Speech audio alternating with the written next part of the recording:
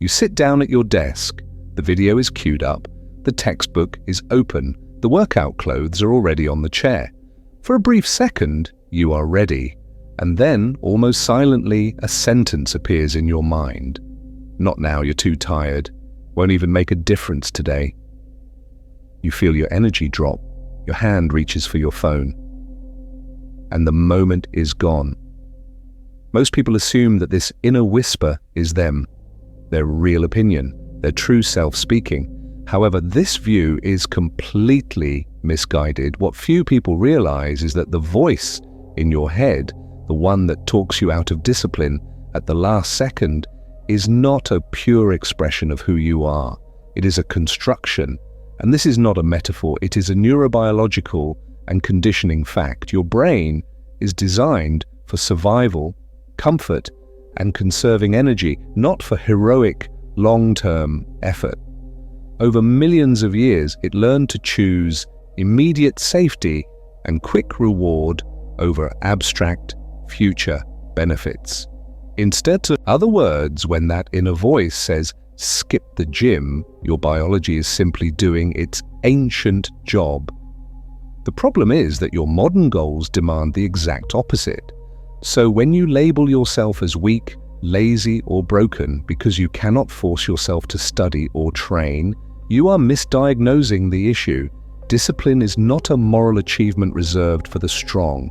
It is the outcome of how your brain has been wired and what your environment is currently rewarding. What feels like self-sabotage is often your brain trying to protect you, using very old rules in a very new world. And here's the most important detail: that protective voice did not appear out of nowhere. It was built piece by piece. From parents who said, don't risk it. From teachers who rolled their eyes when you tried. From friends who laughed when you cared too much. From social media constantly reminding you what you are not.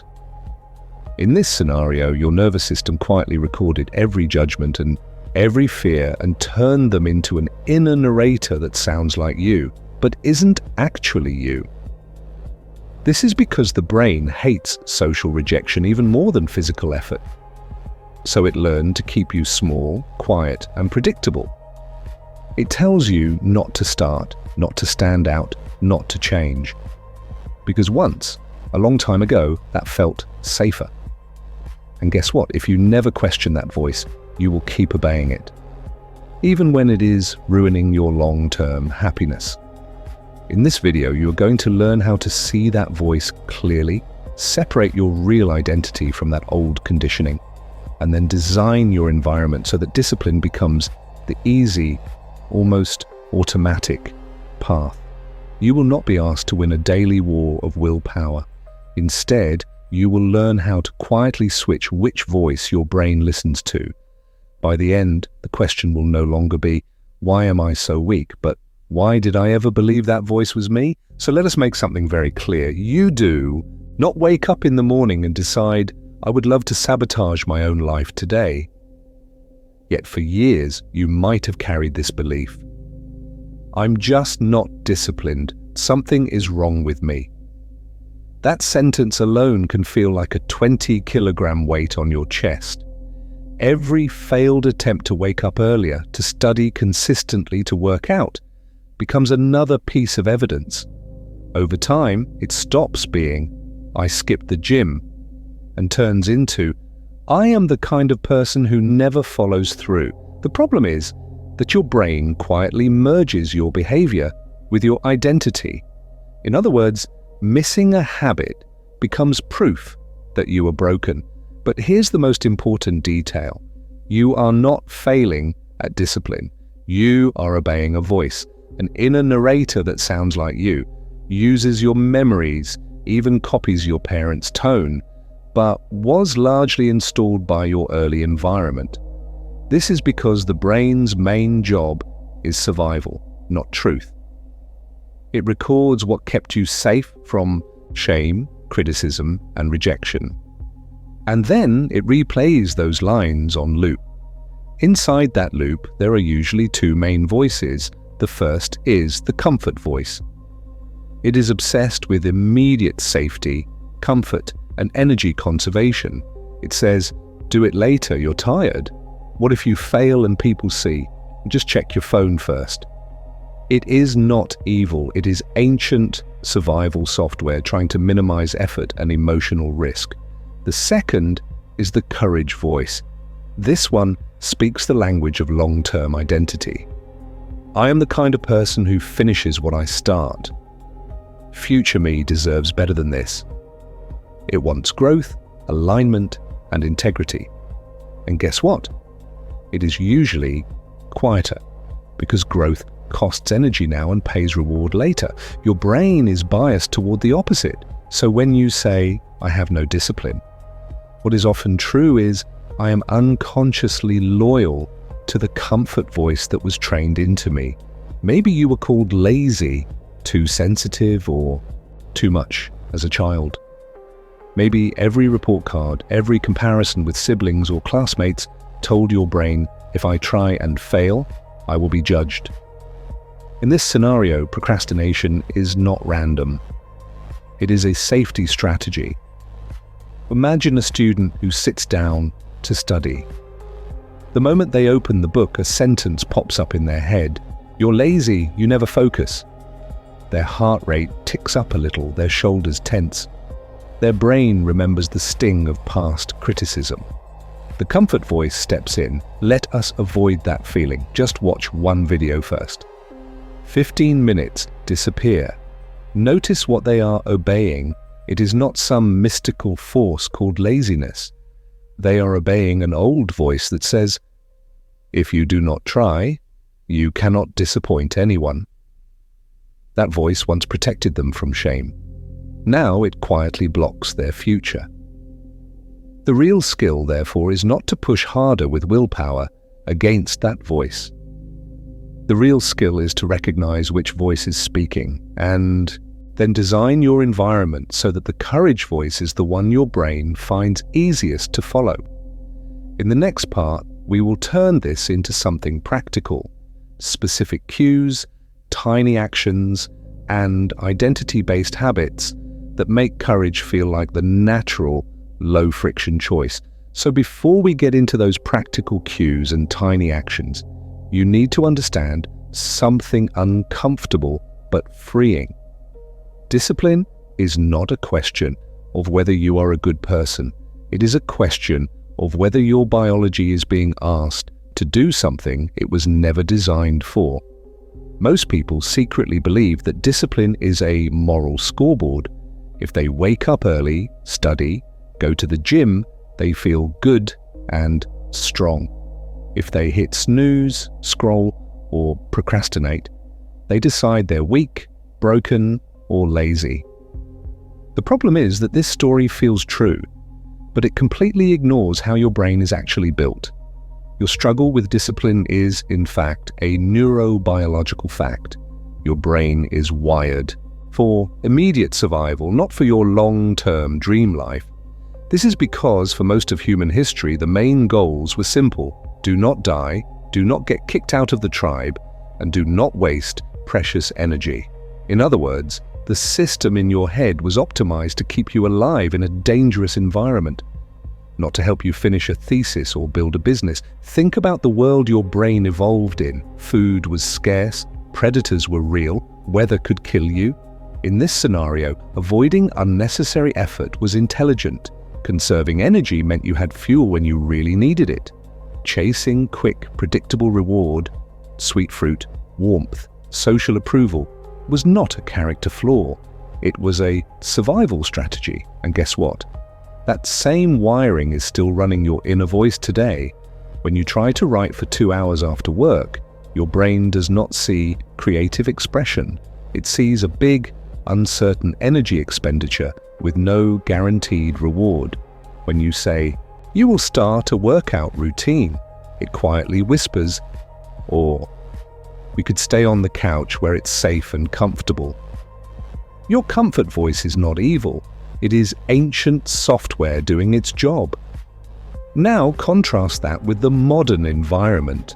Today you are expected to be productive, consistent, creative, and self-directed, all while carrying a supercomputer in your pocket that offers infinite distraction, instant social comparison, and effortless dopamine on demand. Your biology is tuned for a village. Your notifications are tuned for Las Vegas. So when you feel pulled toward comfort and away from your goals, it is not proof that you lack willpower or motivation. It is a predictable clash between an ancient operating system and a high-speed world you were never built for. Here's the most important detail. Once you see discipline as a design conflict, not a moral verdict, you can stop asking, "What is wrong with me?" and start asking, "How do I work with this brain instead of against it?" Because in the next part, we are going to do exactly that, step by step, and the way we do it will probably surprise you. So let's bring this down from theory to Tuesday morning. Your alarm explodes at 6 a.m. The room is cold. The sky is dark. Your gym clothes are already laid out like a promise you made to your future self. Last night, you were convinced, tomorrow I start. In this scenario, you imagined the new you, the disciplined one, walking straight to the gym. But when the alarm rings, something else wakes up first. A soft, reasonable voice in your head whispers, "You're tired, you barely slept, you deserve rest, you can start tomorrow." Your body sinks back into the mattress. The clothes are still there, the plan is still there, the motivation you felt 12 hours ago, gone. And you lie there thinking, "Why am I like this?" Now switch scenes. You open your laptop to study, to work on that project, to finally make progress on your long-term goals. You even made coffee, you feel serious, focused.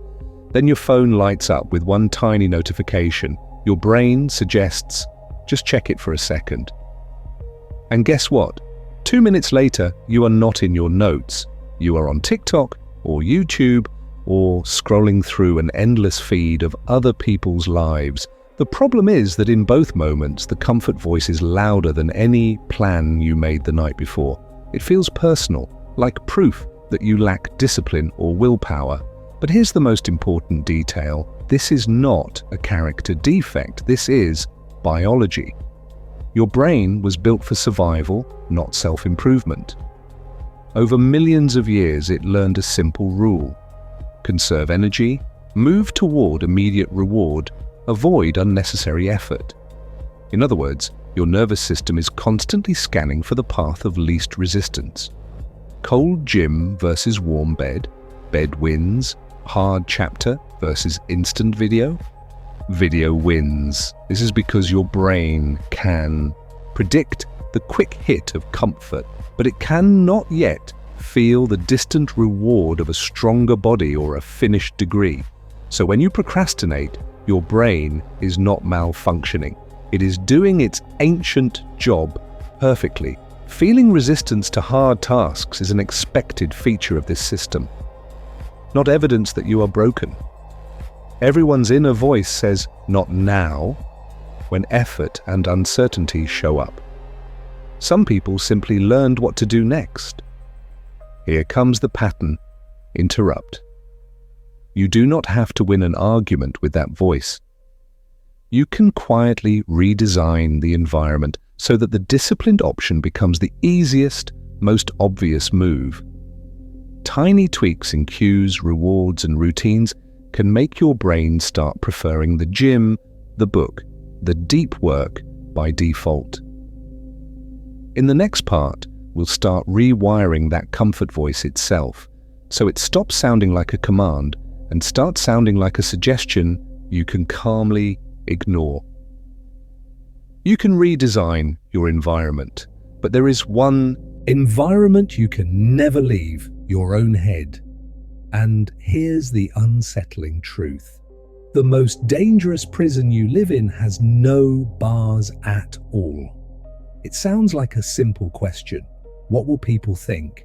It shows up right before you post the video, right before you raise your hand, right before you take the uncomfortable but necessary step. In other words, this voice quietly vetoes your courageous decisions before you even notice a decision was made. This is not just overthinking. This is your brain's default mode network, the circuitry that turns on when you're not focused on a task. It replays social judgments, criticism, and imagined opinions on a loop. It builds an inner narrator that constantly evaluates you against others, like a never-ending performance review that no one else can see, but you always feel. And guess what? Modern life supercharges this narrator. You are told to be disciplined, productive, impressive. At the same time, your attention is flooded with highlight reels, the perfect body, the perfect morning routine, the perfect workspace. This is because every scroll shows you the polished outcome, never the awkward beginning. So any imperfect effort you make feels not just small, but almost embarrassing or pointless. The problem is that your brain is not a modern productivity machine. It is a cautious hunter-gatherer wearing a hoodie, holding a smartphone. Its number one priority is survival, not self-expression. In this scenario, exile from the tribe used to mean actual death. Today, a few strangers disliking your post feels inside your nervous system weirdly similar. So when you think about posting your first video, your ancient brain does not see creative project, it sees standing alone in the open field. When you walk into the gym as a beginner, it does not see long-term health. It sees everyone is watching, you don't belong, retreat. When you say no to extra work, it does not see respecting your limits. It sees risking rejection from the group that feeds you. Here's the most important detail. Your brain tags visibility as danger, even when visibility is exactly what your goals require. Discipline in the modern world is public. Learning is public. Improvement is public.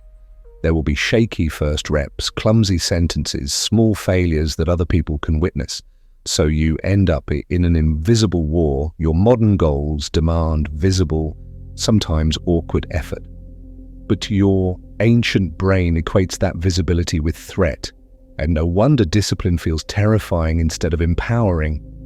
In the next part, we'll start training a different voice. The one that can feel the fear, hear the judgment, and still calmly move anyway. That calm voice you're starting to train, it runs on something very different from raw willpower. Because willpower is what most people have been taught to worship. And it's exactly why they keep losing. Let's define it clearly. Willpower is the conscious effort to override your impulses in the moment. It's you gritting your teeth and saying, I will not scroll, I will not snack, I will go to the gym. And guess what? Every self-help message that tells you to just try harder is basically asking you to arm wrestle your own nervous system. You versus a million years of evolution in a staring contest. In other words, you are bringing a small flashlight to compete with stadium lights. Your willpower is that tiny beam you can point for a few seconds at what matters. Your brain's automatic survival programming and habit loops. Those are the floodlights that never turn off, always scanning for comfort, safety, and easy reward. This is because your brain was built to conserve energy and avoid risk, not to chase long-term goals that pay off months from now. Here's the most important detail. Those stadium lights get even brighter when you're tired, stressed, or emotionally drained. When you've had a long day, your brain doubles down on safety and comfort. In this scenario, discipline does not just feel hard, it feels almost impossible. You tell yourself, tonight I'll finally study. But your body is heavy. Your thoughts are foggy. Suddenly the couch and your phone feel like survival, not laziness. You already know the cycle. There's the initial motivation spike.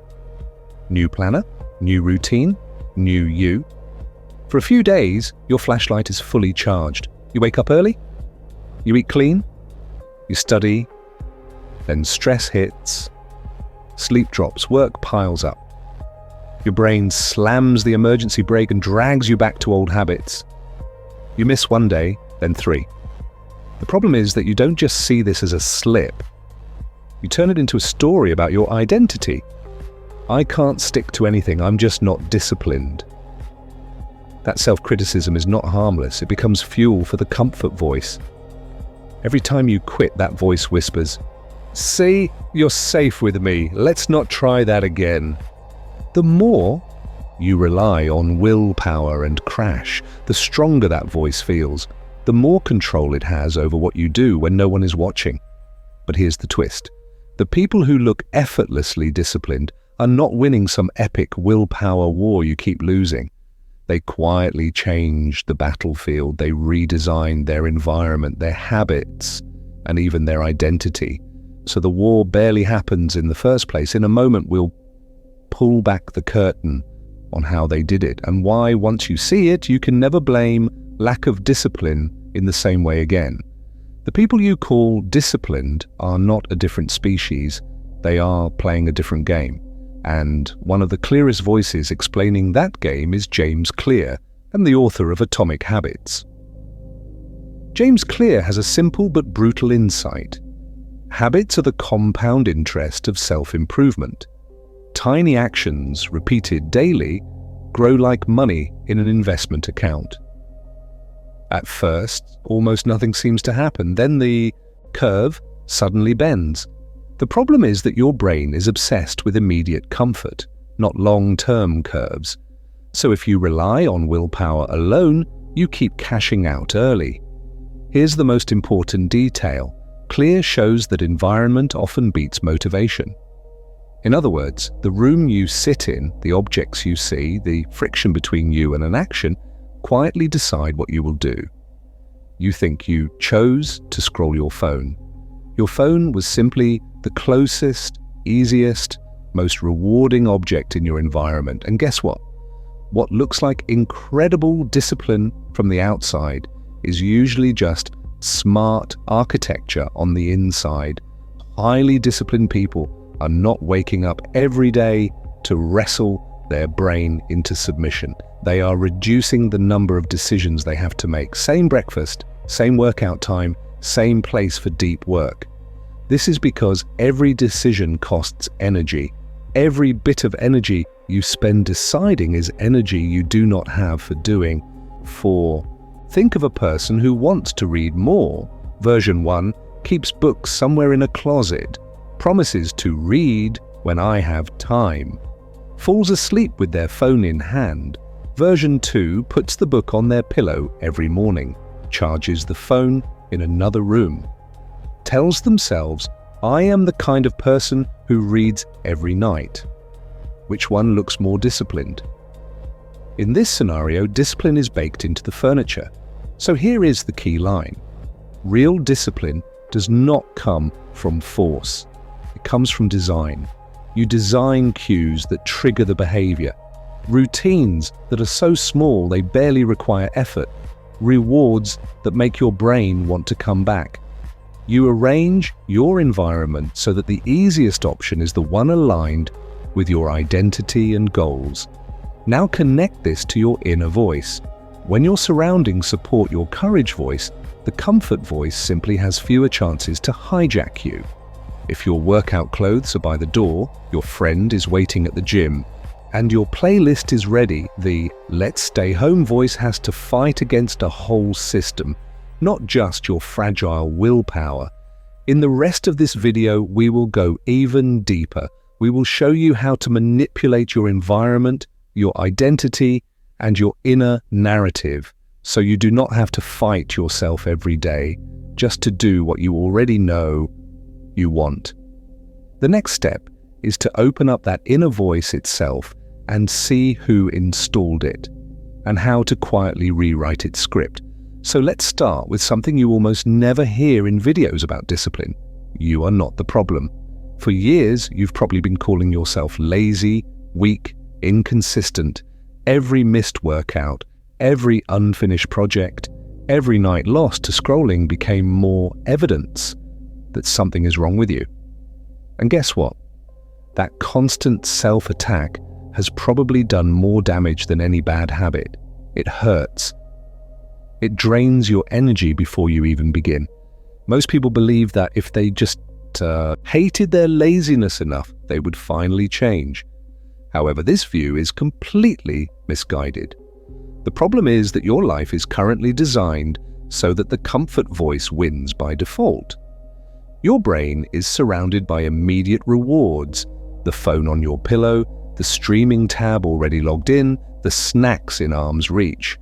In this scenario, doing the hard thing is not just about willpower, it is about walking uphill while everything around you is a slide.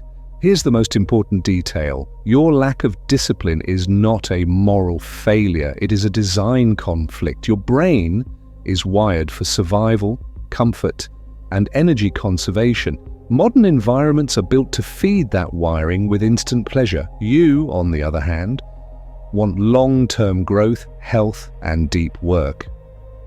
In other words, your identity is fighting your architecture. Think about the old way you've probably tried to fix this. You wait to feel motivated, you swear this Monday will be different, you rely on streaks and apps. Then you punish yourself when you break them. You use shame as fuel. If I'm hard enough on myself, I'll finally change. This is because you were taught that discipline is a test of character, so every failure becomes a verdict. See, I knew I was broken. The new way is completely different. Instead of begging for more willpower, you redesign the environment so the courageous choice is closer, easier, and less emotionally loaded. You put the phone in another room, the book on your pillow, the running shoes by the door. You shrink the task to 2 minutes so your brain cannot scream too much effort. You attach new actions to old routines. After I make coffee, I write one sentence. Discipline stops being a dramatic battle. It starts feeling like the next obvious step. And guess what? When you see discipline as a design problem, failure changes meaning. Missing a workout is no longer proof that you are lazy. It is feedback that the cue that was weak, the friction was too high, or the reward was too far away. You adjust the system instead of attacking your character. From now on, every "I failed" becomes something in the design needs tweaking externally and internally. That inner critic loses its authority because you are no longer asking, "What is wrong with me?" You are asking, "What can I redesign?" So this becomes almost automatic. In the rest of this video, we will dismantle the illusion that discipline is a moral test, show you step by step how to build a life where ignoring the unhelpful voices in your head is not heroic. It is simply the easiest option on the table. So to make that possible, we need to walk into the place where those unhelpful voices are actually generated. Imagine your brain as a control room, not mystical, very practical, a dimly lit space with a round table. Around it sit every voice you've ever depended on for survival. There's a parent who said, "Don't embarrass us." A teacher who sighed, "You're so lazy." A coach who declared, "You're the smart one, not the athletic one."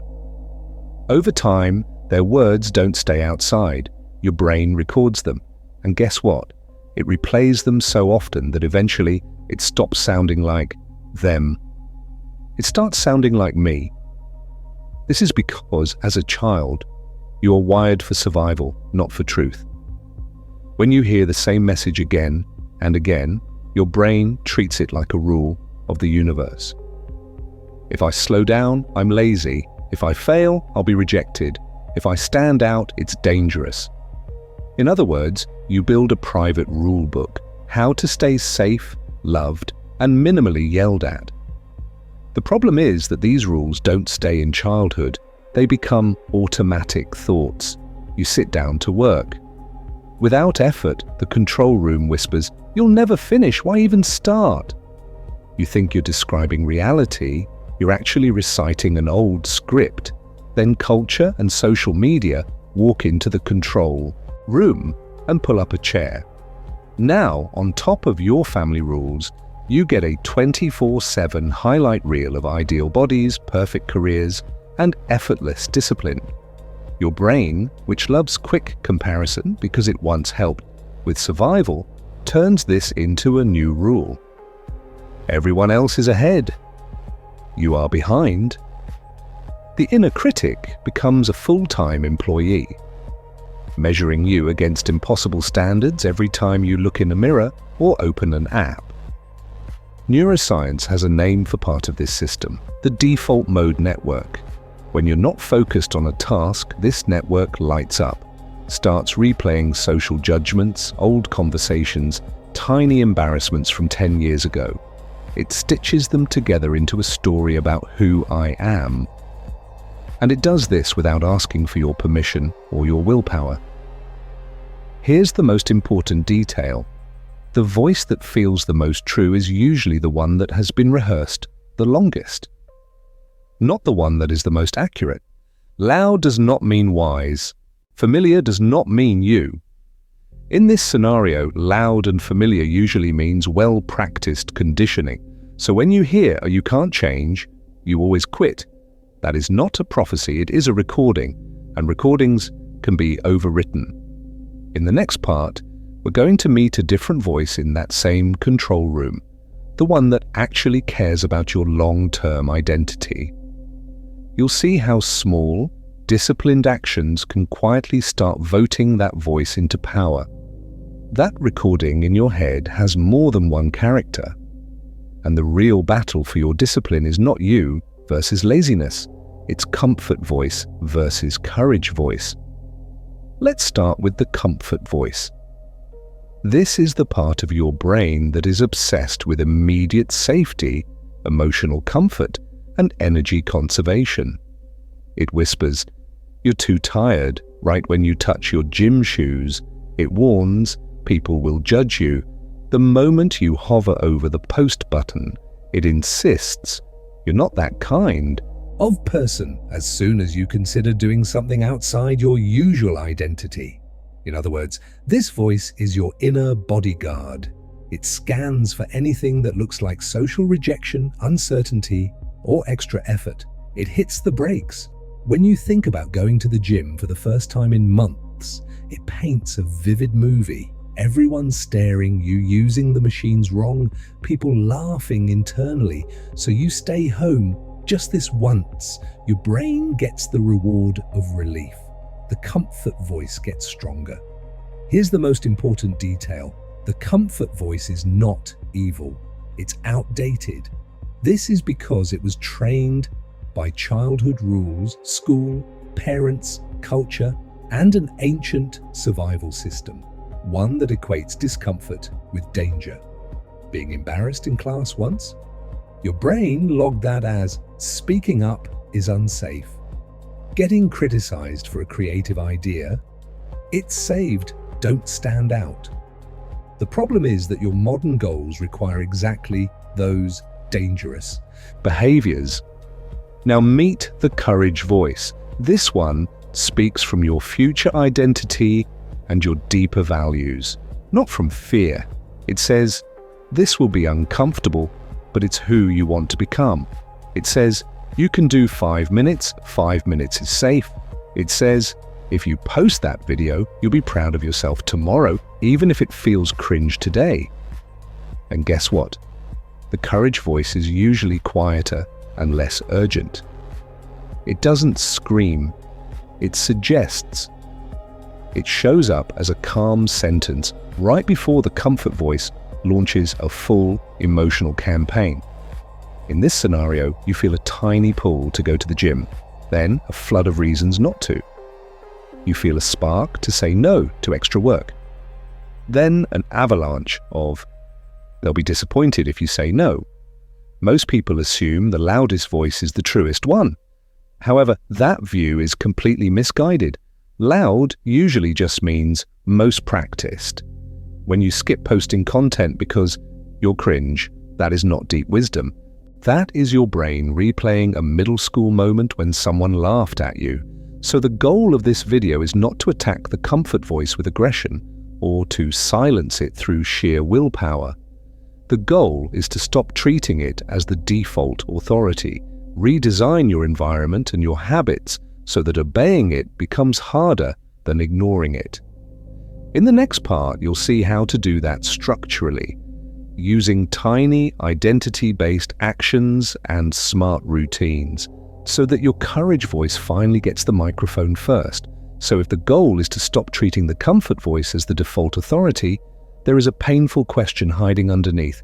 Why does that voice feel so convincing in the first place? Why does stay safe, stay small, stay comfortable feel like truth, even when it keeps wrecking your long-term goals?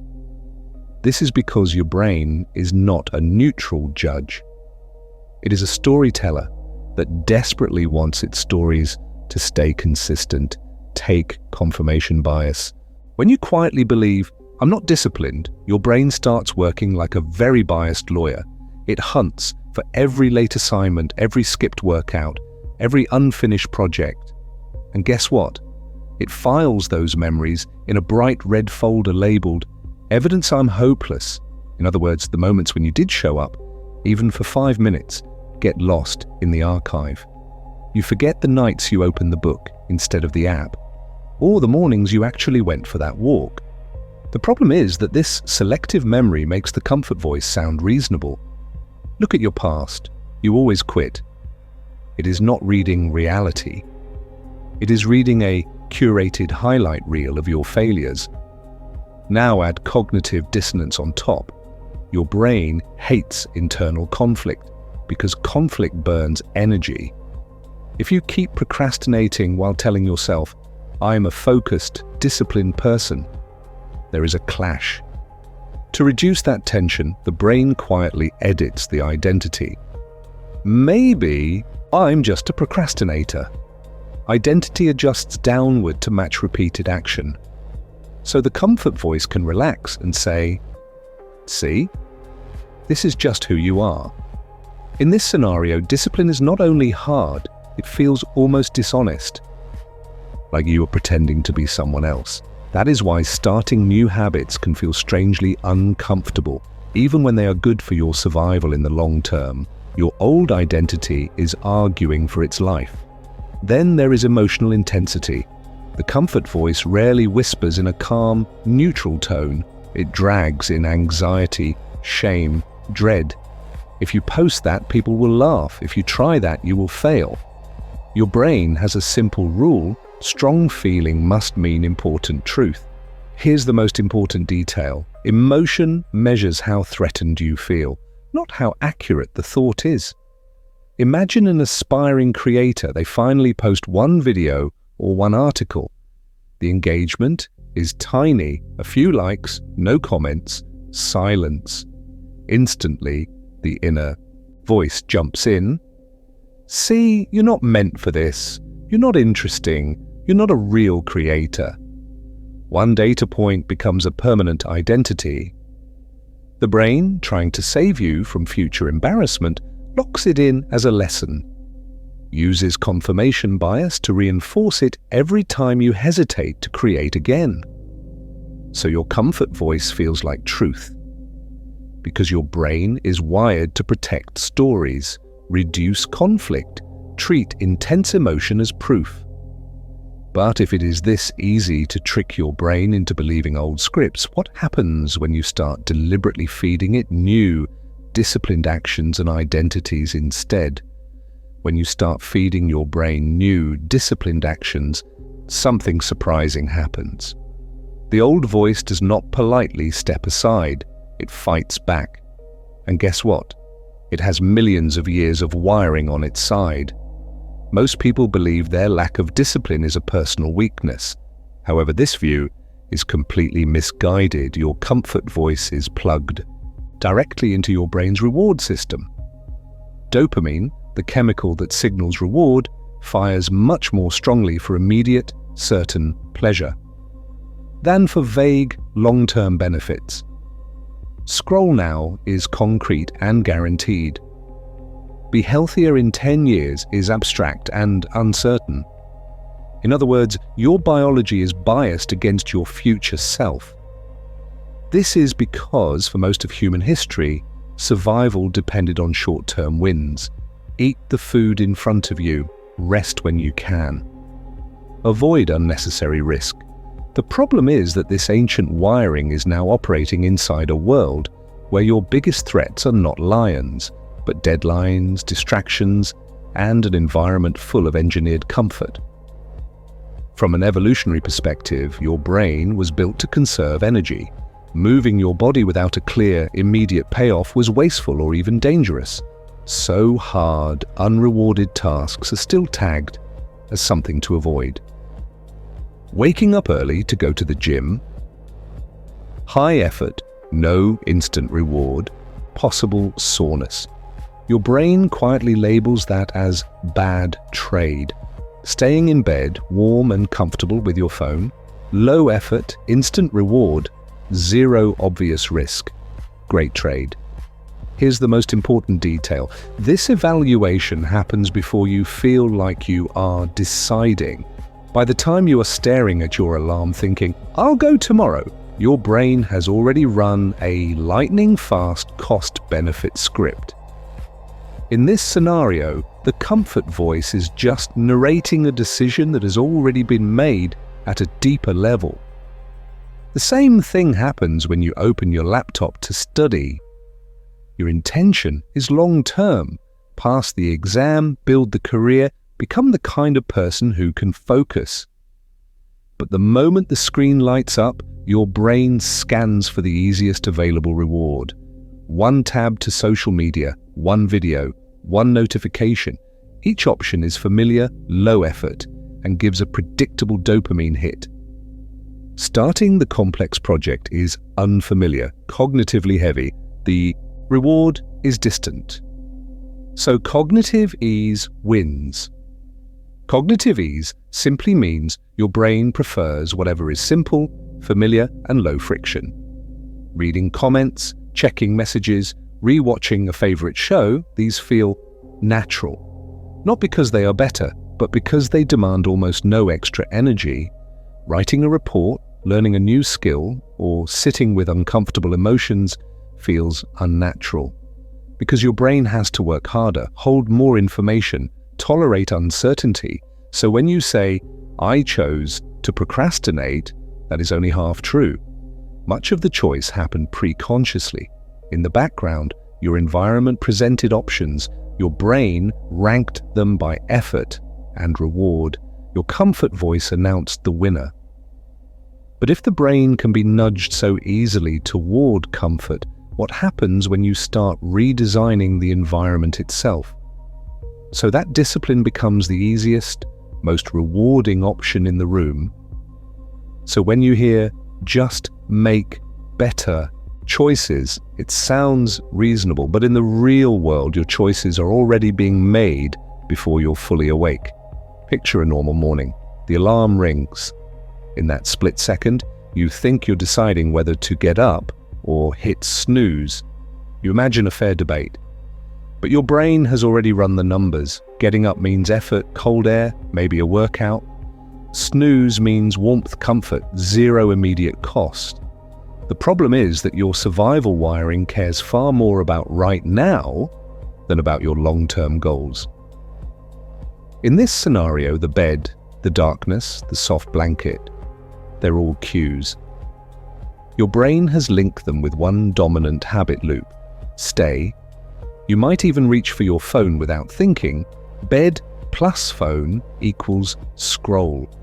That's not a moral failure. This is because your brain has learned that scrolling delivers instant reward, novelty, stimulation, no effort. By the time you're deciding whether to get up, you're already 10 posts deep. The same thing happens at your desk. You sit down, open the laptop. Before your project even loads, your fingers drift toward YouTube. Desk plus laptop equals videos. Your brain remembers, Last time we opened this, we got easy entertainment, not difficult work. And guess what? The brain will always favor the path that protects energy and guarantees predictable pleasure. Now take the gym. You put on gym clothes, but instead of feeling powerful, you feel exposed. Gym clothes plus insecurity equals self-consciousness and avoidance. Your brain flashes old memories, being judged, feeling weak, not knowing what to do. That emotional discomfort is coded as a threat, just like physical pain. So suddenly, reorganizing your closet or wiping the kitchen counter feels strangely urgent. Here's the most important detail. Effort without immediate reward is tagged as aversive. Studying for an exam that is 3 weeks away, working on a side project that might pay off next year, saving money instead of ordering food tonight, all of that looks like danger to your comfort and energy. Your deeper brain regions are asking, why spend precious effort now for a reward we can't see? And your inner dialogue, it usually shows up late to the party. The voice that says, you're too tired, or you'll start after one video, is often just a justification for a decision your brain has already leaned toward. It sounds rational, but it's more like a press release explaining a choice that was made in the background. So no, you're not lazy. You're running automatic loops. The real leverage is not to argue harder with those justifications. It's to quietly change what they're defending. Next, you'll see how to redesign your cues, your rewards, and even your identity story, so that your brain starts auto-accepting discipline instead of auto-rejecting it. So no, you're not lazy. You're running automatic loops. And guess what? The loops are not proof that you secretly hate yourself. They're proof that your brain is doing exactly what it was built to do, protect you right now, even if it sacrifices who you want to become later. Most people believe that when they procrastinate or break a promise to themselves, it means they're broken, weak, or fundamentally self-destructive. However, this view is completely misguided. The problem is that your brain's default goal is immediate comfort and survival, while your conscious goal is long-term growth and identity. In other words, your biology is playing a different game than your ambitions. This creates emotional fallout that feels awful. You say you'll study, then you scroll. You plan to go to the gym, then you don't feel like it. On the surface, it looks like self-sabotage. Inside, it feels like a constant civil war. One part of you wants discipline, another part just wants the tension to stop. By the end of the day, you're exhausted, not just from work, but from arguing with yourself. How long have you been calling that exhaustion lack of willpower? Here's the most important detail. What looks like sabotage is usually your brain choosing the only option it has been trained to recognize as safe and rewarding. This is because your past experience, your environment, and your inner scripts have taught your nervous system that comfort equals safety and effort equals threat. In this scenario, skipping the workout is not rebellion. It's obedience to an old design. Think about the student who was labeled lazy for years. Every time they tried harder and still got criticized, their brain learned a rule. Effort is dangerous. Failure is humiliating, better to not try. Decades later, they mysteriously shut down before big projects. That's not a villain inside trying to ruin their life. That's a safety protocol running in the background. So we need a different enemy, not you, not your character, but what we'll call a design conflict. Right now, your environment, your habits, and your self-talk are designed to reward comfort and punish effort. The phone on your desk gives instant reward. The book on the shelf gives delayed reward. Guess which one your survival-focused brain picks. Once you name it as a design conflict, everything shifts. You don't have to attack yourself. You attack the structure around you. You redesign your days so effort is easier than avoidance. You arrange your spaces so the disciplined choice is the obvious, low-energy default. You practice talking to yourself in a way that makes courage feel a little safer than hiding. And guess what? When you stop fighting you and start fighting the design, your brain finally has a chance to cooperate. Next, we'll take this idea deeper and show you how to rebuild your inner voice and your environment, so that ignoring those old controlling voices becomes the easiest thing you do. So let's make this brutally clear. Motivation is overrated. Environment is more important. When your surroundings are quietly aligned with your goals, you need far less emotional energy to act. In other words, you stop trying to win a daily wrestling match with your own brain. You start walking downhill with gravity on your side. Most people still believe the solution is to just have more willpower. However, this view is completely misguided. The problem is that when you rely on willpower alone, you are fighting your brain structure and your environment at the same time. Your brain is wired to conserve energy and chase immediate comfort. Your environment is usually designed for instant reward and distraction. That double battle is not sustainable over weeks and months. Here's the most important detail. Willpower is not a constant resource. It's more like battery life. As the day goes on, decision by decision, your mental energy drains. This is because every choice, every act of self-control costs effort. By the evening, your brain wants to go on autopilot. And guess what? When you are tired, you don't rise to your goals, you fall to your default settings.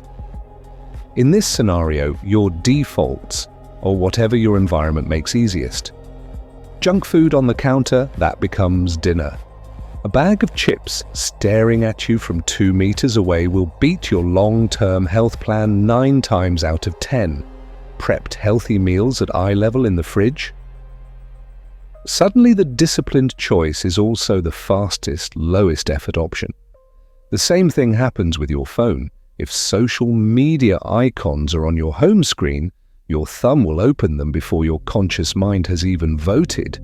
You tell yourself you'll just check 1 notification and 20 minutes vanish. Hide those apps in a folder on the last page, remove badges, log out. You add tiny bits of friction. The urge still appears. But the path of least resistance now tilts away from distraction. Look at your workspace, a messy desk, cables, everywhere, random papers, open tabs screaming for attention. Your brain interprets this as noise. Starting real work feels heavy. So your comfort voice says, maybe later. A clear table, 1 notebook, your laptop, a glass of water, headphones ready. That same brain feels invited. Less chaos, less effort to begin. So your environment can do 2 things. It can amplify the comfort voice, making every disciplined action feel like swimming upstream, or it can muffle that voice, make courage feel almost automatic. The question is not how do I force myself to be stronger? The real question is, how do I design my surroundings so they whisper discipline to me all day long? Because in a moment, we're going to go step by step into that design, down to where you put your phone, your food, and even your fears. That's where things start to get uncomfortable in the best possible way. So far, we've made your environment whisper discipline. Now we're going to do something even stranger. We're going to make your identity whisper it too. Most people ask, what do I want to achieve? Lose 10 kilos, write a book, save money. The problem is that these are outcome goals. They live in the future. Your brain, however, lives in the present. Obsessed with comfort, energy conservation, and immediate survival. In other words, it doesn't care about someday. It cares about right now. Identity-based habits flip the script. Instead of asking, what do I want to get? You ask, who do I want to become? Then you design tiny, repeatable actions that prove that identity to yourself. I'm the kind of person who moves every day. I'm a writer who writes, even if it's just 10 minutes. I'm someone who keeps promises to myself. These are not slogans, they are instructions for your brain. Here's the most important detail. Your brain hates mismatch. When your self-image and your actions don't line up, you experience cognitive dissonance. That uncomfortable mental tension that feels like something's off. This is because the brain wants coherence. If, day after day, you act like a disciplined person, your inner voice eventually updates its story to reduce that tension. It becomes less. You're lazy and more. Apparently, we're the kind of person who shows up. Think about a student who grew up hearing, "You're so lazy." That sentence becomes an internal soundtrack. In this scenario, every time they procrastinate, it actually feels consistent, weirdly safe. But imagine they start doing just 10 minutes of focused work every evening, tracking it on a simple calendar. At first, the brain protests, "This isn't you." After a few weeks, the evidence piles up. 10 minutes, 10 minutes, 10 minutes. And guess what? The brain quietly changes the label to escape the discomfort. Maybe you're actually pretty reliable. This is how identity-based habits trick your brain into liking discipline. Each micro-act of discipline is not just progress toward a task, it's a vote for a new identity. Go for a 5-minute walk? That's not a tiny workout. That's one more piece of proof that you're the kind of person who moves every day. Open the document and write 3 messy sentences. That's not barely writing, that's evidence. I'm a writer who writes. Over time, the courage voice finally has data to point to.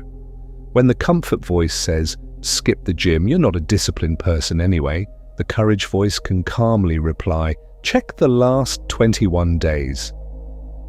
Discipline stops feeling like a personality transplant. It starts feeling like self-consistency. And no, you're not faking it. You're choosing an identity on purpose, instead of accepting the one installed by parents, culture, or social media. Then letting micro-actions slowly convince your brain it's real. In the next part, we'll take this further. Use those same tiny actions as deliberate acts of disobedience against the loudest, most limiting voices in your head. So let's turn this into something very practical. Right now, in your own head, there is a sentence running your life that starts with, I'm not the kind of person who wakes up early. I'm not the kind of person who goes to the gym. I'm not the kind of person who posts online. I'm not the kind of person who says no to people. Pause for a second and actually find yours. If you had to fill in that blank, what comes up first? Most people think these are just harmless descriptions of personality. However, this view is completely misguided.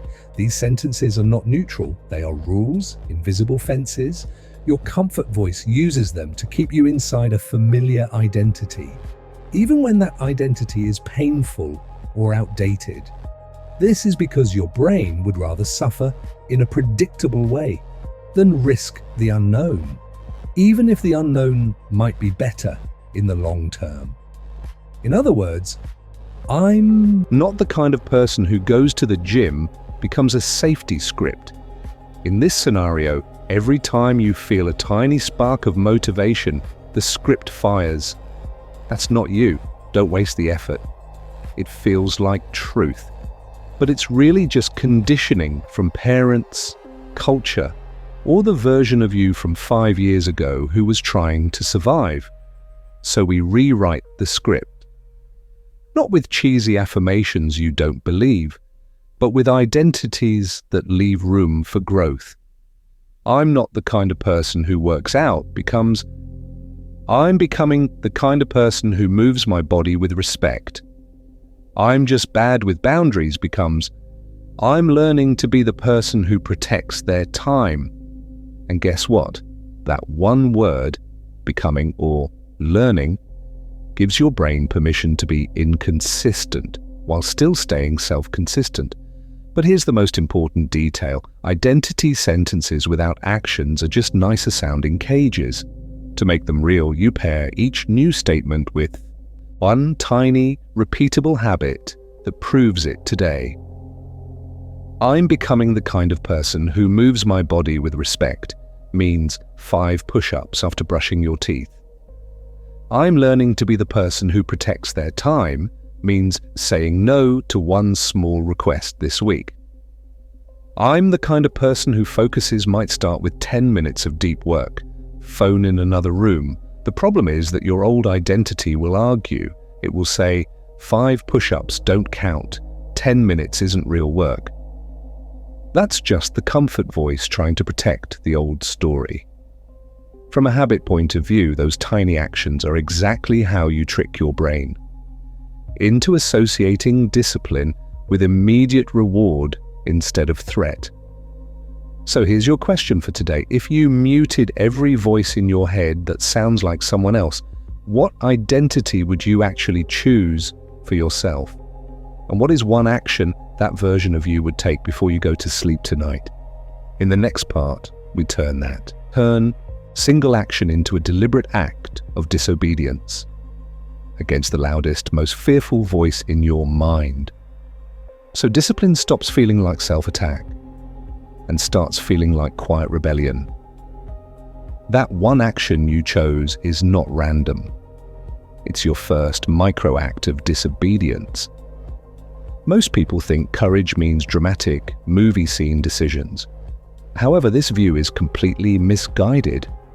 Real courage, the kind that actually rewires your brain, usually looks boring, almost invisible from the outside. It looks like you quietly doing the opposite of what your comfort voice is begging you to do. This is where exposure therapy comes in. In simple terms, exposure therapy is just repeated, safe exposure to something that scares you until your brain finally learns, oh, we didn't die. Maybe this isn't a threat. In other words, you teach your nervous system that the thing it was treating like a tiger is actually just an email, a gym session, a conversation, and guess what? And you can apply the exact same principle to your inner voice. Every time the comfort voice says, don't go to the gym, you're too tired, and you go for 10 minutes anyway, you are running a tiny experiment. You are exposing your brain to the feared outcome. Being tired, being seen, feeling awkward, maybe failing. Then your body notices you survived. Nothing catastrophic happened. The problem is that your comfort voice speaks in the language of immediate survival. Don't post that, people will judge you. Don't say no, they'll be angry. Don't start, it'll be pointless. This is because your brain is wired to protect energy, comfort, and belonging right now, not to optimize your long-term identity. So if you try to crush that voice with willpower and heroic discipline, your system panics, pulls you back. Instead, you practice micro-disobedience. 10 minutes of work when the voice says it's pointless. 1 low-stakes video a day for 30 days when the voice whispers, you'll embarrass yourself. 1 small no each week to protect your time. Even if your stomach flips when you hit send. These are not grand gestures, they are controlled exposures. Here's the most important detail.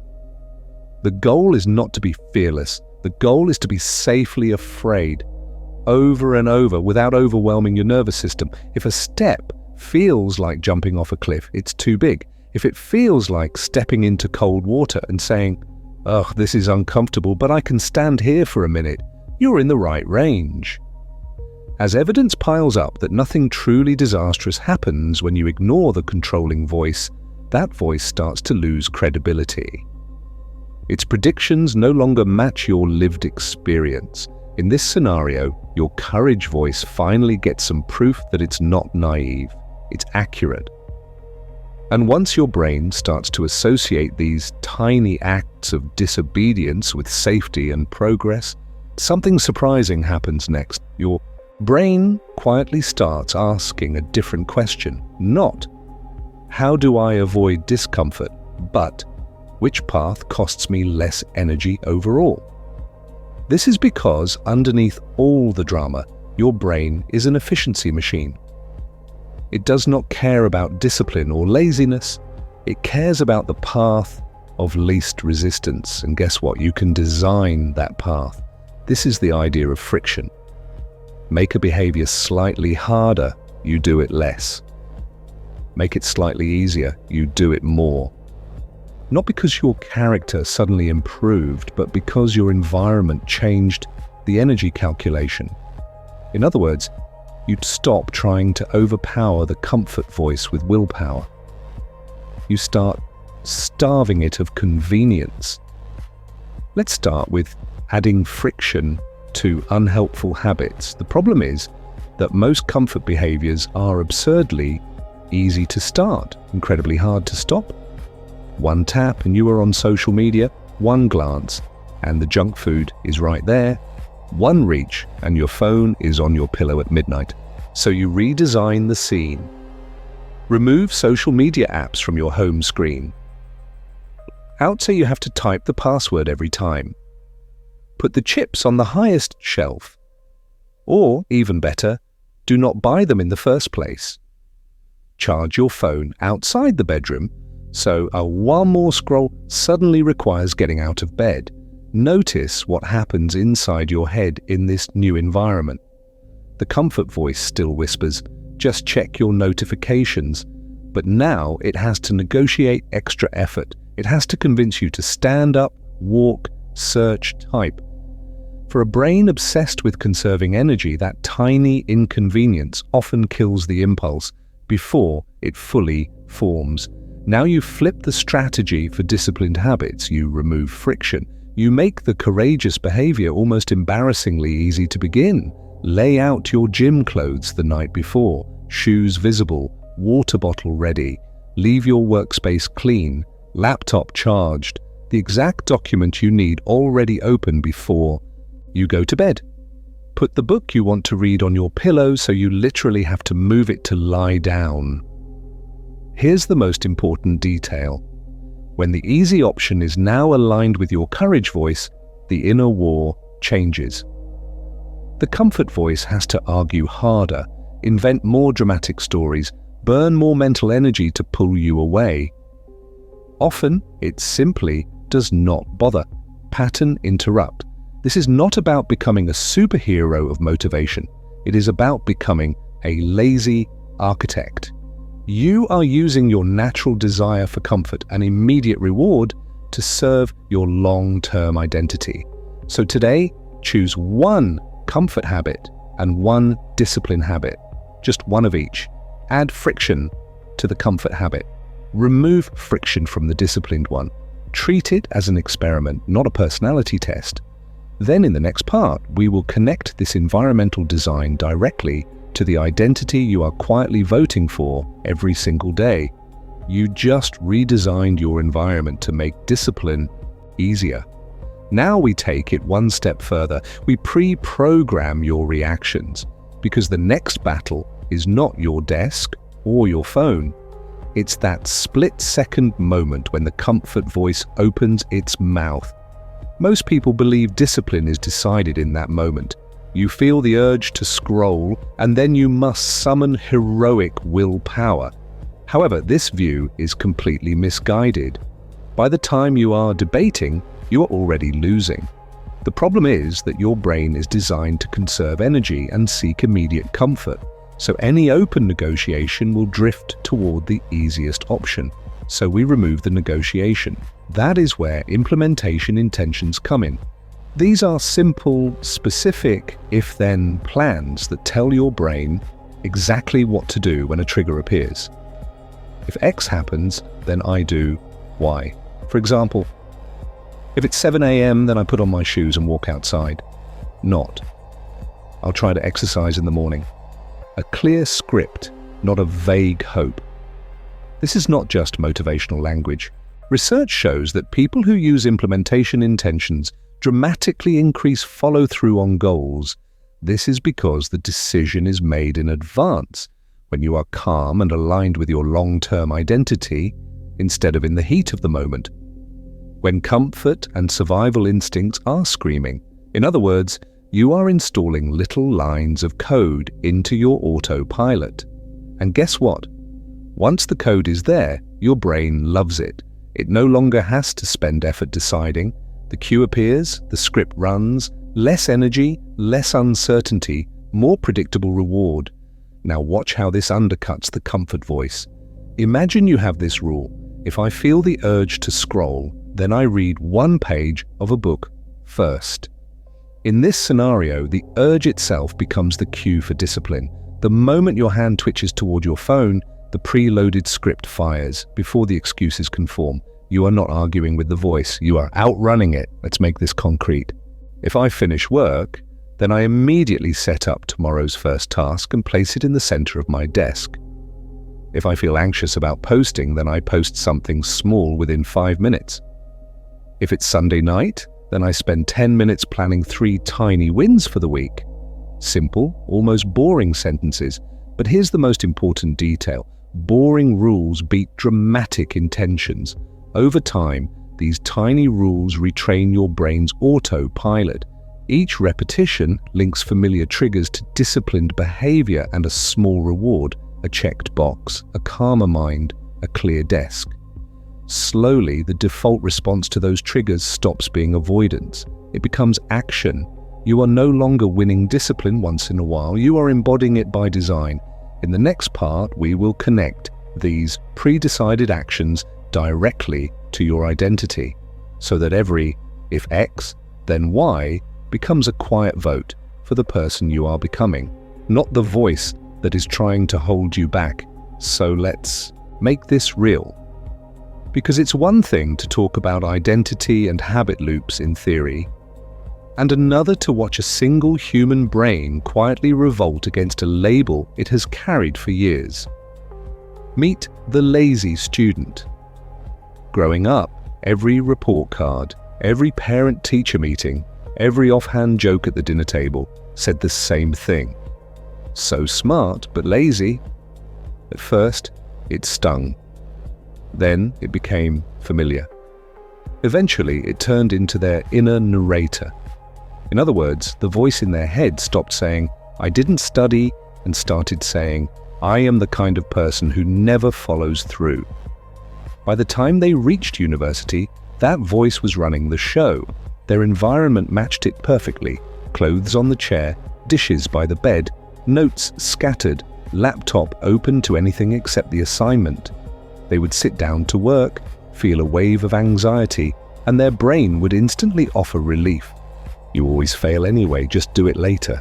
And guess what? Later, guess, always meant last-minute cramming. Racing the clock. Promising yet again to be different next semester. The problem is that this cycle felt like proof. Every rushed essay, every all-nighter became more evidence that lazy was simply who they were. Motivation came in spikes, willpower drained in minutes, comfort always won the negotiation. Until one semester they tried something that did not look heroic at all. They heard the idea of identity-based habits and decided to experiment, not, "I will become a top student." That was too far, too abstract. Instead, they chose a smaller identity. "I'm becoming someone who shows up for 10 minutes. That was it. The rule was simple. Every day, sit at the desk, open the textbook or notes, and do 10 minutes of focused study. No multitasking, no phone. Then mark a big, visible X on a wall calendar. Here's the most important detail. The goal was not high grades. The goal was chain building, votes for a different identity. One X meant, for 10 minutes today, I was not the lazy one. In this scenario, their comfort voice did not disappear. It adapted. You're tired. Skip today. It doesn't matter. 10 minutes is pointless. You need hours. This is because the brain hates wasted effort and loves immediate comfort. So they used micro acts of disobedience. Each time the voice said, "Skip," they answered with 5 to 10 minutes anyway. Not an hour, not a marathon, just enough to prove in a small survivable dose, you are not in charge of me. Some days the X went on the calendar after exactly 5 miserable minutes of reading the same paragraph. Other days, 10 minutes quietly turned into 40. The external reward was tiny, one more X, but their brain was getting a different signal. When we sit, we study. When we study, we finish. When we finish, the anxiety drops. Over a few weeks, something subtle shifted. The inner voice that used to say, "You're lazy," started to sound more like, "You're someone who keeps showing up, even when it's small." Discipline stopped feeling like a courtroom battle. It started feeling like brushing teeth. Not exciting, not dramatic, but normal. And then something even stranger happened, which is where we go next. The voice that once controlled them began to copy their new actions, until it started defending the very discipline it used to attack. That shift is powerful in theory, but it becomes undeniable when you see it in real life. So let me show you someone whose loudest inner voice was not, "You can do this, but you're cringe. People will laugh. Who do you think you are?" And it showed up every single time they even thought about posting online. On paper, they were an aspiring creator. In reality, they were a professional draft collector. Their pattern was painfully consistent. Get a burst of motivation, script the perfect video, record half of it, rewatch, cringe, delete. Then repeat. They would spend hours tweaking lighting, rewriting hooks, researching trends, and then watch other people, often with less skill, publish simple, imperfect content and grow. In other words, every scroll through their feed became evidence for a story. I'm just not that type of person. The problem is that your brain believes repetition more than logic. This is because for survival, it trusts what it sees most often. And what this person's brain saw was, I prepare, I panic, I vanish. So the identity, I'm someone who doesn't post, felt like truth, not opinion. Willpower could not beat that. They had tried, so they tried something different. A 30-day experiment that was almost insultingly small. One low-stakes piece of content every day, no matter what. 30 seconds, one idea filmed in one take. And here's the most important detail. They weren't allowed to over-edit or delete. Once it was recorded, it had to go up. It was pure exposure therapy for the "what will people think" voice. At first, their nervous system treated every upload like walking into a hostile crowd. Heart racing, palms sweating, brains scanning for danger in the comments. They would hit post and then want to hide under the bed. But day after day, the same thing happened. Nothing catastrophic. A few views, maybe a like, sometimes silence. No social exile, no digital mob. And guess what?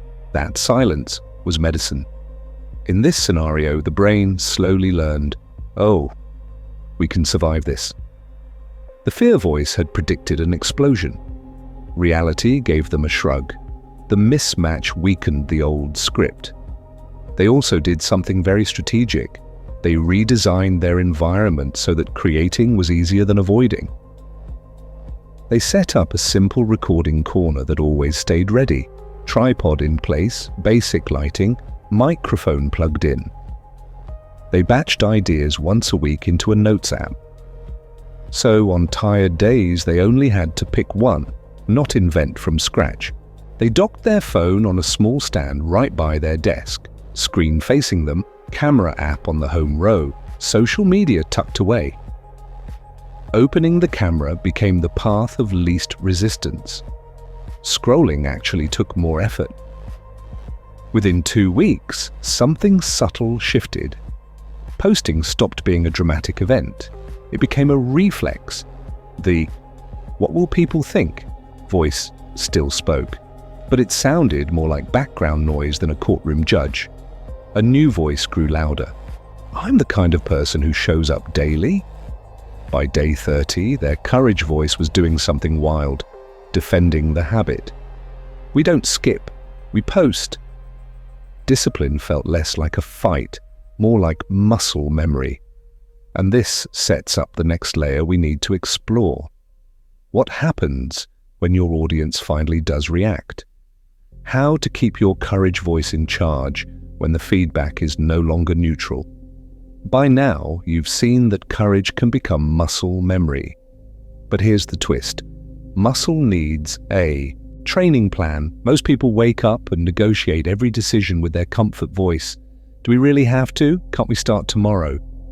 And guess what? If every choice is up for debate, the comfort voice wins on sheer repetition. A routine is how you quietly rig the game. It's a pre-decided sequence. So by the time your brain wakes up enough to complain, the action is already in motion. In other words, you're not relying on willpower in the moment.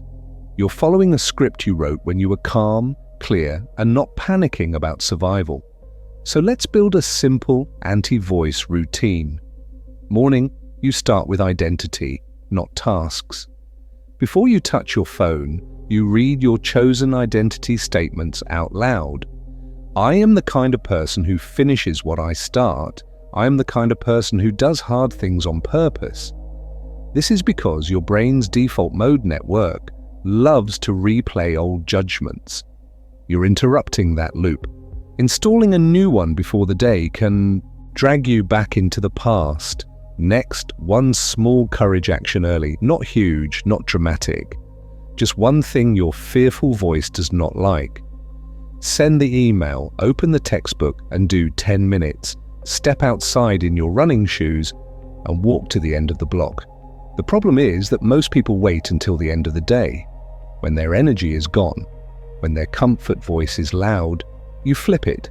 Courage first, comfort later. Then you close the day with a tiny reflection. 2 minutes. Where did I beat the comfort voice today?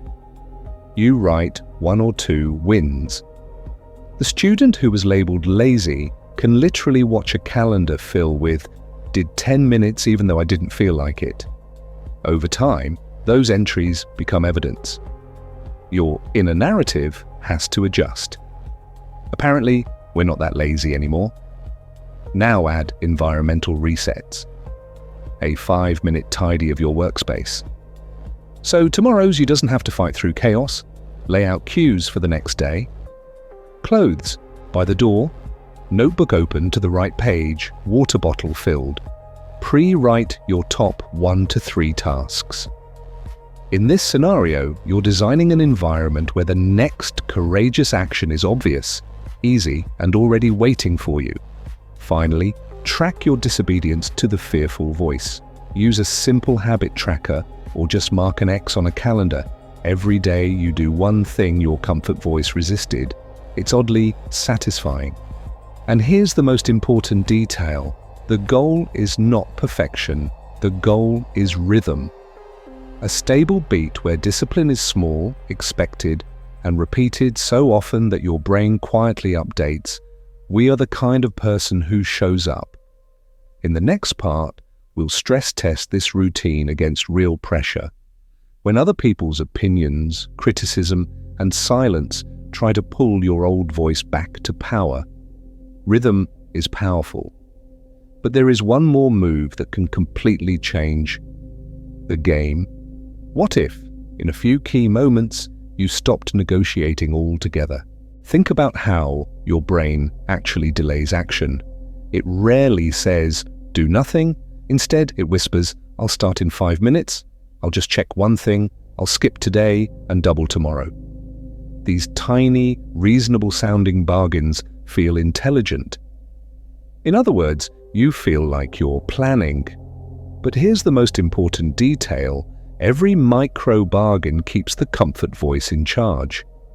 The problem is that negotiation is its favorite weapon. The comfort voice does not usually scream, "quit." It offers later. It offers easier. It offers tomorrow you will be a different, more disciplined person. And guess what? Tomorrow it runs the exact same script. Your willpower drains. Your energy leaks into endless mental debate. By the time you finally move, you are already tired. So let's try a pattern interrupt. Not everywhere, not in your whole life, just in one or two specific domains where you know negotiation is killing your progress, like workouts or deep work. In this scenario, you create a simple rule. When the cue appears, you act. No internal meeting, no discussion, even if it is only for 5 minutes. This is because your brain's habit loop only needs a tiny action to start rewiring. You are not proving that you can suffer. You are proving that you can start before your motivation arrives. When the timer hits 7 p.m., you open your study material. Maybe you only read 1 page. When your alarm rings in the morning, you sit up and put your feet on the floor before any thoughts are allowed to argue. You can still decide later how long you stay. But the first movement is non-negotiable. Notice how this is not about being harsh with yourself. It is about reducing friction. Every inner debate costs energy. Every "should I? Do I feel like it?" is extra effort before the real effort. By removing the debate at the front door, you make discipline feel lighter, not heavier. The reward is that the comfort voice has less space to build its elaborate, very convincing excuses. You can even treat it with a bit of humor. My job is just to put my shoes on at 6 p.m. If my brain wants to file a complaint, it can do it after the laces are tied. Often, once you are in motion, the complaint mysteriously disappears. So here is your 7-day experiment. Choose one domain: exercise, study, creative work, even cleaning. Define one clear cue and one tiny automatic action. For 7 days, there is no negotiation at the cue. You act, then you are free to stop if you truly want. Watch what happens to the volume of your inner resistance when you stop feeding it attention. In the next part, we will take this even further.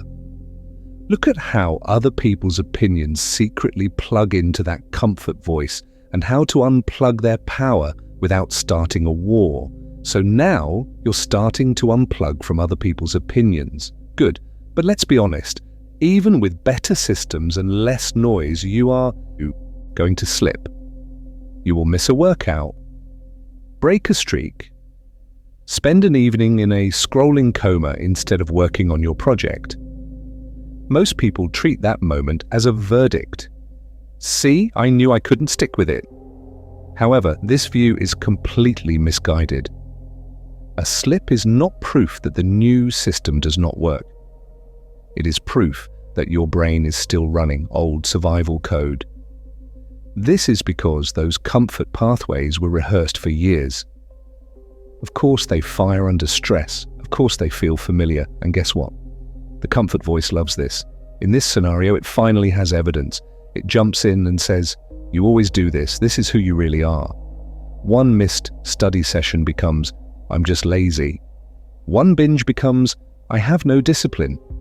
The problem is that your brain is quietly turning a single event into a permanent identity, because identity feels safer than uncertainty. Here's the most important detail. The slip is rarely what damages you. The story you tell after the slip is what rewires your identity. In other words, the real danger is not the missed workout. It is the next 12 hours of mental bullying that convince you to stop trying. So you need a new script. When you slip, you pause and notice the voice. You literally name it. That's the old script talking. That's not me. That's my comfort voice arguing for the past. This tiny act already shifts you from prisoner to observer. Your brain moves from automatic survival mode into conscious choice. Then, before your willpower drains, you take one tiny corrective action. Not a grand comeback. A micro move. After a binge, You drink a large glass of water and calmly plan your next balanced meal. After missing a study session, you do 5 focused minutes the next morning, even if your motivation is at 0. After skipping a content post, you share one small, imperfect update the next day. These actions are like planting a flag. That slip was an event, not my essence. There is one rule that quietly changes everything. Never miss twice in a row if you can help it. The first miss is human. The second miss begins to become a pattern. Every time you recover quickly, you starve the comfort voice of evidence. Feed a new identity.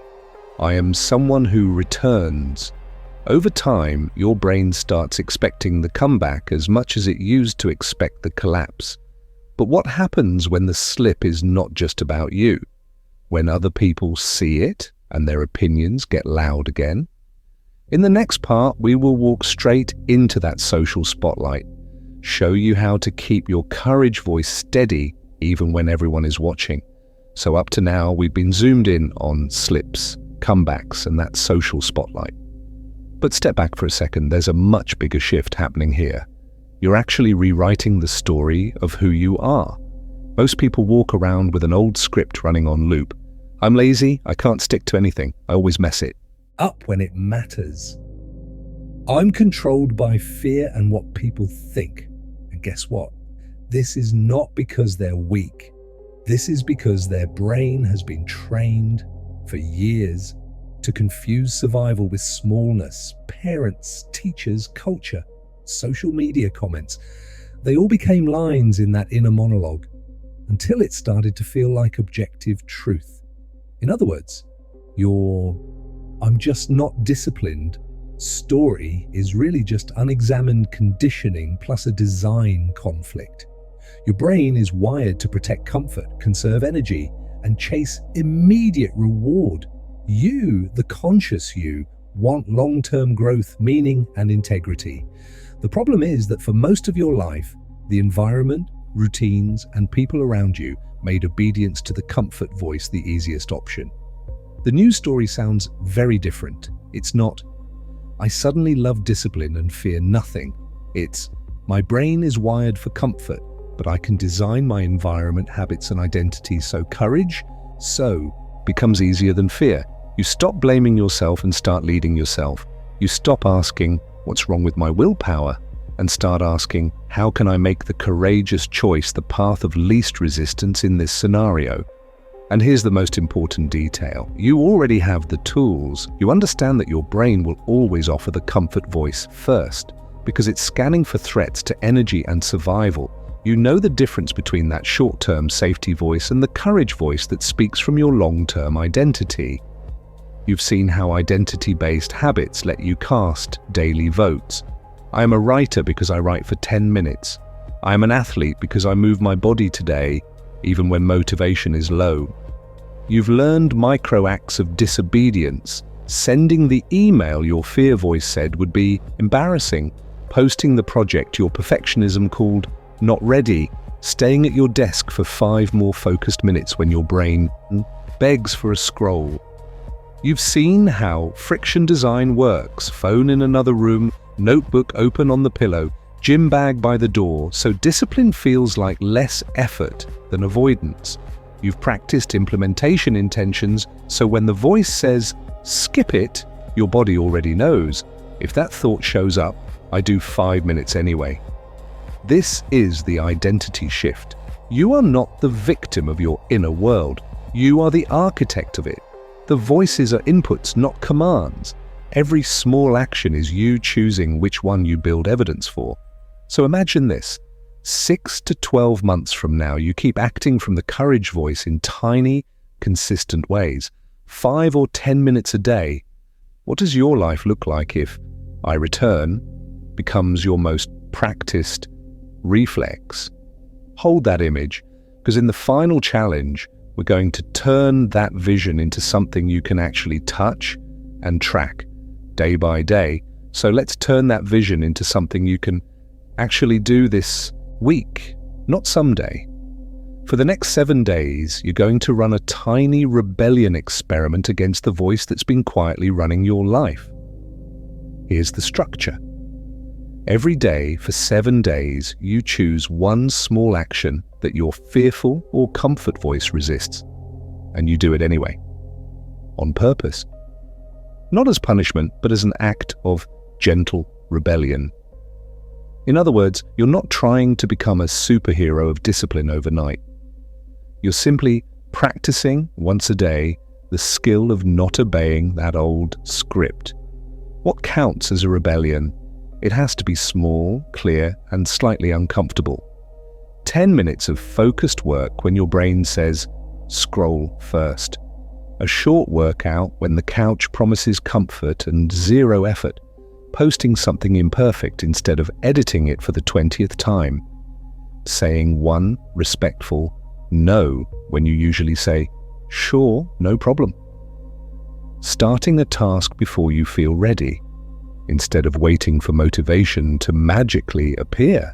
And guess what? From the outside, these look almost trivial, but internally they are exposure therapy for your identity. Each tiny act is you teaching your nervous system. We can feel this discomfort and still move. This is because your brain learns from repetition, not lectures. 7 days of small disobedience will change more than 7 hours of overthinking. Now here's the most important detail. You are not just doing the action. You're catching the voice. Each day, when you feel that resistance, pause and write down the exact sentence it uses. You can't do this. People will judge you. You're lazy. You always quit. Be specific. The problem is that when you leave it vague, it feels like truth. When you write it down, it becomes what it actually is, a line of code. Then right under it, rewrite that sentence as an identity-based statement of who you're becoming. I'm the kind of person who does 10 focused minutes, even when I doubt myself. I'm the kind of person who shares imperfect work. I'm the kind of person who protects my energy with honest boundaries. In this scenario, the action is the vote. The sentence is the story that grows around that vote. To make this real, track it. Use a notebook, a notes app, or a simple calendar. Each day, log 3 things: the action you took, the voice you disobeyed, and the new identity sentence you chose. You're building visible proof that you can act independently of that voice. Your environment stops being just walls and furniture. It becomes a display of your courage streak. Pattern, interrupt. Pause and actually pick your first rebellion right now, not later. What is one small thing your comfort voice does not want you to do today?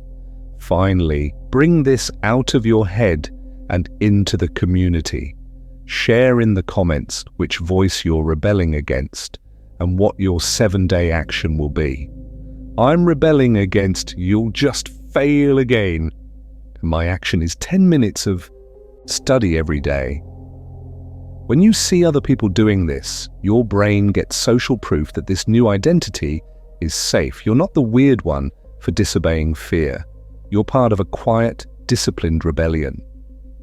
In the next part, we'll take this even further by redesigning your environment so that ignoring that controlling voice becomes the easy, default option, not a daily wrestling match with willpower.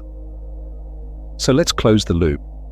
Because by now you've seen it, the voice that has been bossing you around for years is loud, familiar, and confident, but it is not automatically you. It is biology plus conditioning, trying to keep you safe, comfortable, and efficient. Most people believe that discipline means wrestling that voice into submission every single day. However, this view is completely misguided. The problem is that your ancient brain is built for immediate survival, not long-term growth. It loves comfort, predictability, and saving energy. You live in a modern world that demands focus, patience, and repeated effort. In other words, You are not broken. You are in a design conflict. And guess what? You do not solve a design conflict with more willpower. You solve it by redesigning the game. This is because your environment, your systems, and your tiny identity-based habits quietly shape which voice wins. The comfort voice that says, "Stay small," or the courage voice that whispers, "One small step." Here's the most important detail. You are not trying to become a superhero. You are practicing micro acts of disobedience against that controlling voice. 2 minutes of writing when your brain says, "You're not a real writer." 1 email sent when the old identity says, "You always procrastinate." In this scenario, the action is tiny, but the vote for a new identity is huge. We talked about your ancient brain versus the modern world, about comfort versus courage, about using environment over motivation, a book on your pillow, shoes by the door, phone in another room. We used habit stacking and after X, I do Y to turn discipline into a simple script. We used identity-based habits, so you are not forcing yourself to act. You are just acting like the kind of person you've decided to be. You do not need to become a different person overnight. You only need to choose one small action that aligns with your courage voice slightly more often than you obey the comfort voice. 51% courage, 49% comfort. That's it. Over weeks and months, cognitive dissonance kicks in. Your brain updates its story to match your actions. "I can't focus" slowly becomes, "I do hard things in small steps." If you stay with this, your inner narration will change. Less drama, less panic about motivation, more quiet sentences like, "I start small and I show up." Discipline stops feeling like a costume you wear on good days. It starts feeling like part of who you are. So here is your call to action. Commit to the 7-day challenge, 7 days of one tiny, pre-decided act of courage, done no matter how your comfort voice complains. If you want more tools to redesign your mind and environment, subscribe so we can keep building this smarter way together. And remember, you are not the voice that controls you. You are the person who chooses the design that voice has to live inside.